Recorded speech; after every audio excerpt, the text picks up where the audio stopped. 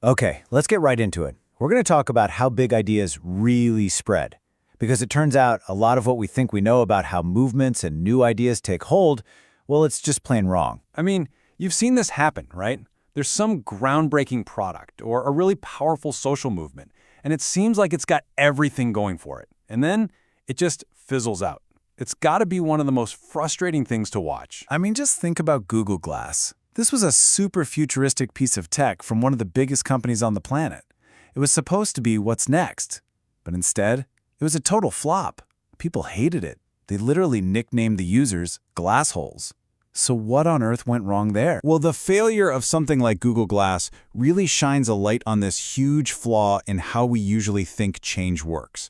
And we can call it the influencer myth. You know the theory. It's what you hear in business school. It's what marketers live by. The idea is that you just have to get your idea to a couple of superstars. You know, the big names, the influencers.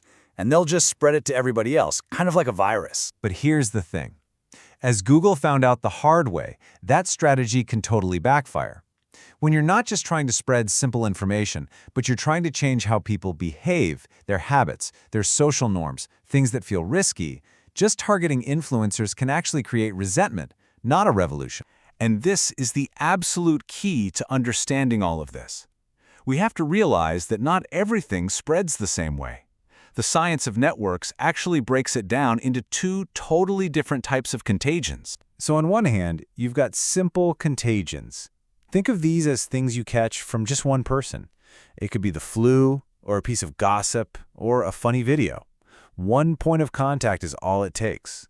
This is where influencers and having a wide reach can actually work. But complex contagions, man, they are a whole different beast. These are the behaviors that have real social costs or risks. You know, like adopting some new software at work, or joining a protest, or changing a belief you've held your whole life. We just don't take that kind of leap until we see a bunch of our friends, our trusted colleagues, doing it first.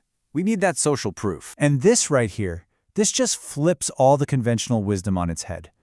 We always think that massive reach is the goal, but for changing behavior, it's the opposite. You need the trust that comes from strong, overlapping friendships. It's not about how far you can shout. It's about how much reinforcement you can build. It's not about reach. It's about trust. So, this brings us to a really radical idea. If the big shot influencers at the center of the network aren't the key, then who is? Well, it turns out that real, lasting change doesn't start with superstars.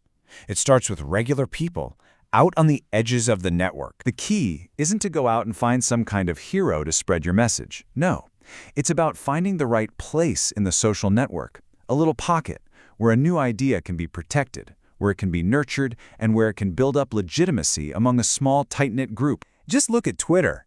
We think it went viral because celebrities jumped on it, right? Wrong. It actually grew by spreading from one close, interconnected tech community in San Francisco to another one in Boston. It built up its social proof inside these trusted groups first, and only then did it explode everywhere else. Okay, so that leads us to the ultimate question. If building up this critical mass in these little groups is what really matters, well, how big does that critical mass have to be? Is there some kind of magic number that can trigger massive social change? To figure this out, some researchers designed this really fascinating experiment. They basically built these little online communities, let them create their own social rules, and then they tried to go in and change them. So check this out. In this name game, people actually got paid to agree on a name for a picture of a face. And pretty quickly, a whole group would agree on a name. Let's say Mia. And that norm was super stable because nobody wanted to be the one to disagree and lose money. But then, the researchers introduced a small, committed group of activists who would only ever use the name Ingrid. And what happened? Well, when that group of activists was small, 10 or 20% of the total group, they were totally ignored. It didn't matter how persistent they were, the rest of the group just kept saying Mia. The change effort failed every single time. But the second that committed minority hit just 25% of the group, everything changed. It was like a light switch flipped.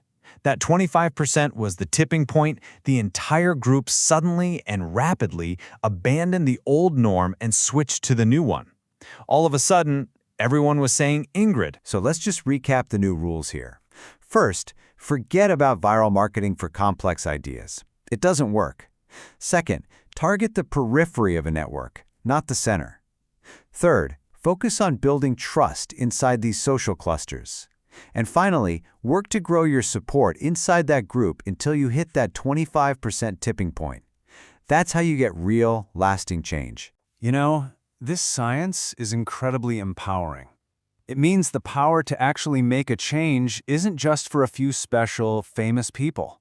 It's about understanding the real structure of our social world and finding your own special place to begin. The power, it turns out, is in the network.